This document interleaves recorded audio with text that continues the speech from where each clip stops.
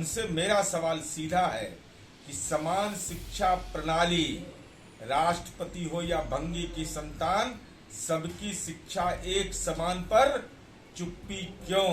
धार्मिक समूहों से, इन तमाम लोगों से संवाद महत्वपूर्ण होता है और संवाद किए बगैर अगर आप तथा कथित वोट के हथियार के रूप में इसका इस्तेमाल करिएगा तो देश के अंदर हर लोकतांत्रिक नागरिक इसका प्रतिकार करेगा। अरे आप तो पिछलगुआ हैं। हम जो भी काम करते हैं वो आप पिछलगुआ की तरह हमारे पीछे पीछे करते चले जाते हैं।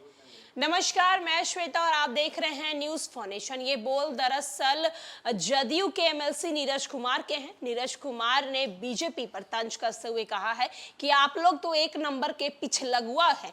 जब हम महिला सशक्तिकरण की काम के लिए आगे बढ़े तो आप ये हमारा काम देखकर हमारे पीछे पीछे अब महिलाओं को आगे बढ़ाने लगे।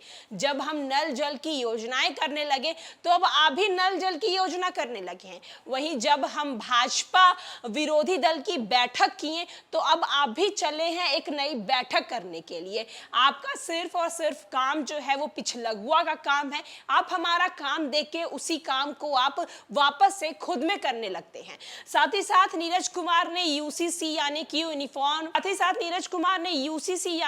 यूनिफॉर्म सिविल कोड को लेकर भी बीजेपी पर निशाना साधा है। क्या कुछ नीरज कुमार बोल रहे हैं, हम आपको छोड़े जाते हैं उनके तमाम बातों के साथ। ऐसे सवाल जिससे समाज के अंदर में विविधता पर कहीं न कहीं सवालिया निशान खड़ा हो जाए, सामाजिक हलचल मच जाए, जब लोग आम जीवन अपनी चुनौतियों से जूझ रहा हो, तो जो लोग समान नागरिक संहिता के नाम पर वोट का हथियार इसको बनाना चाहते हैं, उनसे मेरा सवाल सीधा है कि समान शिक्षा प्रणाली, राष्ट्रपति हो या भंगी की संतान, सबकी शिक्षा एक समान पर चुप्पी क्यों?